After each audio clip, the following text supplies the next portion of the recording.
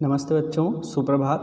आज हम हिंदी व्याकरण में आपको शब्द और पद विषय पर पढ़ा रहे हैं, जिसमें हम शब्द और पद के बारे में पहले जान चुके हैं कि शब्द क्या होते हैं, पद क्या होते हैं, उनमें अंतर क्या है। ये मैंने पूर्व कक्षा में आपको समझाया और पढ़ाया है। आज हम शब्द को विस्तार से पढ़ेंगे। शब्दों के भेद निम्नलिखित आधार पर किए जाते हैं। तो बच्चों, शब्दों के जो भेद हैं वो 4 आधारों पर किए जाते हैं। कौन कौन से? उत्पत्ति के आधार पर, बनावट या रचना के आधार पर, अर्थ के आधार पर और प्रयोग के आधार पर। इन चारों प्रकारों को हम विस्तार से इनका भी वर्गीकरण किया गया है। उनके आधार पर भी हम इनको आगे पढ़ते हैं। पहला, उत्पत्ति के आधार पर शब्दों का वर्गीकरण। अब उत्पत्ति के आधार पर बच्चों शब्दों का वर्गीकरण अलग अलग प्रकार से किया गया है। सर्वप्रथम तत्सम शब्द 2 शब्दों से बना है, तत् और सम, जिसका अर्थ है उसके अनुसार अर्थात संस्कृत के अनुसार।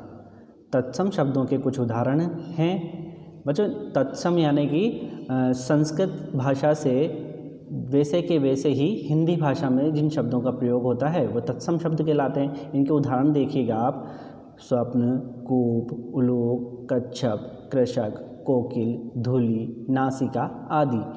जब इन शब्दों का ऐसे ही हिंदी में प्रयोग होता है तो वहाँ ये तत्सम शब्द कहलाते हैं। फिर आता है तद्भव शब्द।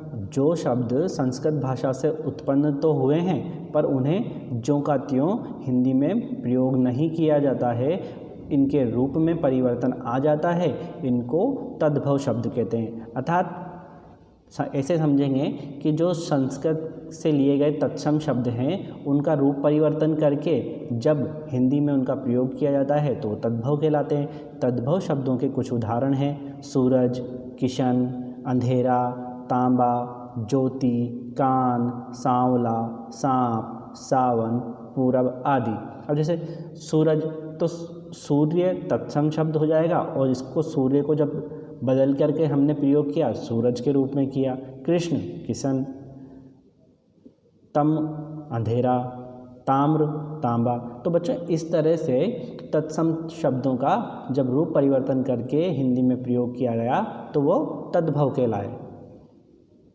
देशज शब्द वे शब्द जिनका स्रोत संस्कृत नहीं है किंतु वे भारत में ग्राम्य क्षेत्रों अथवा जनजातियों में बोली जाने वाली तथा संस्कृत से भिन्न भाषा परिवारों के हैं, देशज शब्द कहलाते हैं। ये शब्द क्षेत्रीय प्रभाव के कारण हिंदी में प्रयुक्त होते हैं। देशज शब्दों के कुछ उदाहरण: कपास, अंगोछा, खिड़की, झोला, रोटी, लकड़ी आदि। यानी कि हम हमारे देश में रहकर, हमारे क्षेत्र में रहकर जिन शब्दों का प्रयोग करते हैं वे देशज कहलाते हैं। अब नंबर 4 पर आता है आगत या विदेशी शब्द। क्या होते हैं? विदेशी भाषाओं से संपर्क के कारण अनेक शब्द हिंदी में प्रयोग होने लगे। ये शब्द ही आगत या विदेशी शब्द कहलाते हैं। आगत शब्द से ही प्रकट हो रहा है आगत, यानी कि बाहर से आए हुए। हिंदी में प्रयुक्त विदेशी शब्द निम्नलिखित हैं। अब अलग अलग भाषाओं से अलग अलग शब्द लिए गए हैं। जैसे अरबी शब्द बर्फ़, बगीचा, कसूर, किताब, तहसीलदार, अदालत, अमीर, बाज़ार, बेगम, फौज, दरवाज़ा, ये सभी अरबी शब्द हैं। फ़ारसी शब्दों में शादी, चापलूस, चादर, जिंदा, जबान, जिगर, दीवार, गरीब, खत, कारतूस, सब्जी, चाकू, सख्त, ये सभी फ़ारसी शब्द हैं। अंग्रेजी शब्द पार्क, राशन, अफसर, circus, hurricane, hydrogen, mail, radio, diary, truck, driver आदि। पुर्तगाली शब्द मिस्त्री, साबुन, बाल्टी, फालतू, आलू, आलपिन, अचार, काजू, अलमारी आदि। चीनी शब्द चाय, लीची, पटाखा व तूफान। यूनानी शब्दों में टेलीफोन, टेलीग्राम, डेल्टा, एटम आदि। जापानी शब्दों में कौन कौन से आएंगे? रिक्शा और भी आते हैं। फ्रांसीसी शब्द कार्टून, इंजन, इंजीनियर, बिगुल व पुलिस। तो इस तरह से ये अलग अलग भाषाओं से लिए गए शब्द हैं जो विदेशी शब्द कहलाते हैं। अब दूसरा नंबर आता है रचना के आधार पर या बनावट के आधार पर शब्दों का वर्गीकरण। इसमें भी अलग अलग तरह से किया गया है। सर्वप्रथम है रूढ़ शब्द, जिन शब्दों के सार्थक खंड, सार्थक यानी जो अर्थ दे सकें, सार्थक खंड अर्थ देने वाले सार्थक खंड न किए जा सकें तथा जो शब्द लंबे समय से किसी विशेष अर्थ के लिए प्रयोग हो रहे हैं उन्हें रूढ़ शब्द कहते हैं। एक बार और समझा देता हूँ। रूढ़ यानी होता है जो परंपराओं से उसी तरह से प्रयोग में आता जाता है, वही क्या कहला जाते हैं, रूढ़ कहला जाते हैं। जिन शब्दों के सार्थक खंड न किए जा सकें तथा जो शब्द लंबे समय से किसी विशेष अर्थ के लिए प्रयोग हो रहे हों उन्हें रूढ़ कहते हैं। जैसे ऊपर, नीचे, पैर, कच्चा, कमल, फूल, वृक्ष, रथ, पत्ता आदि। अब देखिए बच्चों, इसमें इसके टुकड़े दिए हुए हैं मगर इन टुकड़ों का कोई अर्थ नहीं निकलता, कोई सार्थक खंड नहीं होते, इसलिए ये जब मिलते हैं तो किसी एक शब्द के लिए, एक अर्थ के लिए प्रयोग होते हैं, तो इन्हें सार्थक, इन्हें रूढ़ शब्द कहा जाता है। ठीक है बच्चों। दूसरा है यौगिक शब्द, दो या दो से अधिक शब्दों या शब्दांशों द्वारा निर्मित शब्दों को यौगिक शब्द कहा जाता है। यौगिक शब्दों के कुछ उदाहरण, यानी कि दो शब्दों को मिलाकर या दो शब्दांशों को मिलाकर एक शब्द बनाया जाता है तो वो यौगिक कहलाता है, यौगिक शब्द। जैसे रसोई घर बना, किससे बना, रसोई धन घर, अनजान अन धन जान, अभिमान बना अभी धन मानी से, पाठधनशाला से बना पाठशाला, तो ये यौगिक शब्द कहलाते हैं। फिर आता है योग रूढ़ शब्द। जो यौगिक शब्द किसी विशेष अर्थ को प्रकट करते हैं उन्हें योग रूढ़ शब्द कहते हैं, यानी कि वो जुड़ करके किसी एक अर्थ के लिए हमेशा हमेशा के लिए उसी रूप में प्रयोग होते रहते हैं, उसी अर्थ के रूप में प्रयोग होते रहते हैं, तो ऐसे शब्दों को योग रूढ़ शब्द कहते हैं। जैसे नीलकंठ। अब नीलकंठ आप सब जानते हो किसे कहते हैं, शंकर भगवान को, तो ये उनके लिए रूढ़ हो गया, यौगिक शब्द है और फिर रूढ़ हो गया, इसलिए ये योग रूढ़ कहलाया। लंबोदर, लंबोदर किसको कहते हैं, हाँ गणेश जी को। पीताम्बर, कृष्ण जी को। दशानन, किसको कहते हैं, दशानन, रावण को। तो बच्चों ये तो हमने पढ़े उत्पत्ति के आधार पर, रचना के आधार पर। तीसरा है अर्थ के आधार पर शब्दों के भेद। ये भी अलग अलग प्रकार से होते हैं। पहला निरर्थक शब्द, जो शब्द अर्थहीन होते हैं निरर्थक शब्द कहलाते हैं। ये शब्द सार्थक शब्दों के पीछे लग उनका अर्थ विस्तार करते हैं। उदाहरण, लड़का पढ़ने में ठीक ठाक है, घर में फुटबॉल मत खेलो, कहीं कुछ टूट फूट गया तो मार पड़ेगी। तो देखो बच्चों, ठीक का अर्थ तो स्पष्ट है मगर ठाक क्या है, तो इसका कोई अर्थ नहीं है, निरर्थक शब्द है, परंतु ये क्या कर रहा है, इसमें अर्थ का विस्तार दे रहा है कि ठीक ठाक है यानी सब कुछ अच्छा है।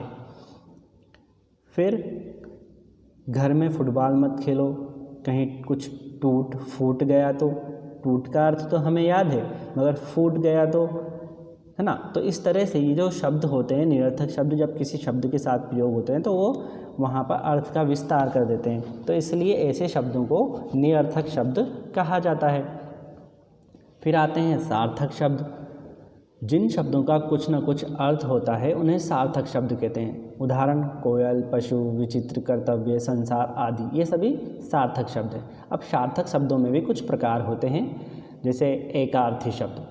जिन शब्दों का केवल एक निश्चित अर्थ होता है वे एकार्थी शब्द कहलाते हैं। जैसे हाथी, ईश्वर, पति, पुस्तक, शत्रु, मित्र, कमरा आदि। यानी इन शब्दों को देख करके हमें कोई चीज़, कोई वस्तु या कोई आदमी याद आ जाता है। हाथी हम जानते हैं, कल्पना कर सकते हैं कि हाथी कैसा होता है। ईश्वर, पति, पुस्तक, ठीक है। तो ये एकार्थी शब्द, यानी कि इनसे एक ही अर्थ, एक निश्चित अर्थ प्रकट होता है। फिर आते हैं अनेकार्थी शब्द। जिन शब्दों के एक से अधिक अर्थ होते हैं उन्हें अनेकार्थी कहते हैं। उदाहरण अर्थ, अर्थ का हम अलग अलग शब्द अर्थ निकाल सकते हैं, मतलब प्रयोजन, धन।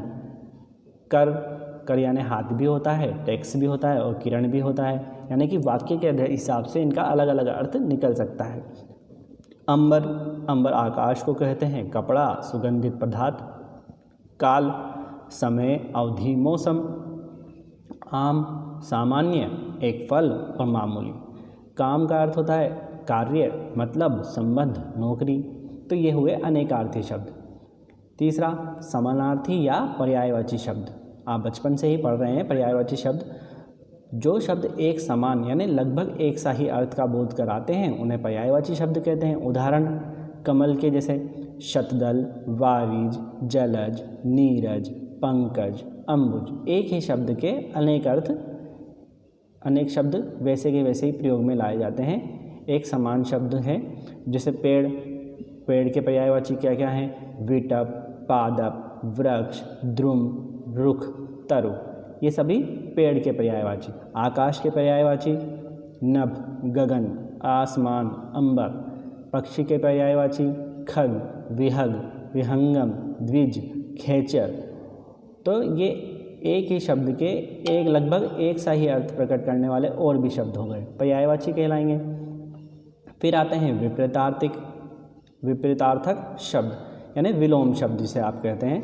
हिंदी भाषा के प्रचलित शब्दों के विपरीत अर्थ देने वाले शब्दों को विपरीतार्थक शब्द कहते हैं। उदाहरण कटु, कटु का होगा मधुर, कटु यानी कड़वा, मधुर यानी मीठा। आदि का अंत, उपकार का अपकार, हार का जीत। तो इस तरह से ये सार्थक शब्दों के भेद हो गए। फिर आता है नंबर 4 पर प्रयोग के आधार पर शब्द के भेद। अब प्रयोग के आधार पर शब्द के भेद कैसे होते हैं? तो ये होते हैं दो, विकारी और अविकारी। अब विकारी में कौन कौन से आते हैं बच्चों? वाक्य में प्रयोग करते समय जिन शब्दों के रूप, लिंग, वचन और कारक के अनुसार बदल जाते हैं वह विकारी शब्द विकारी का मतलब ही यह होता है विकार उत्पन्न करना, यानी कि उसमें कुछ परिवर्तन ला देना, तो चेंजेस ला देना। तो जब चेंज आता है तो वो नए शब्द बनते हैं। अब चेंज कैसे आता है? लिंग, वचन और कारक के अनुसार जब शब्दों का रूप बदल जाता है तो वो विकारी शब्द कहलाते हैं। अब ये 4 प्रकार के हैं: संज्ञा, सर्वनाम, विशेषण और क्रिया। तो बच्चों ये विकारी कहलाए, संज्ञा, सर्वनाम, विशेषण और क्रिया। अब इनको हम विस्तार से अगली कक्षा में पढ़ेंगे। पहले आते हैं दूसरा अविकारी पे।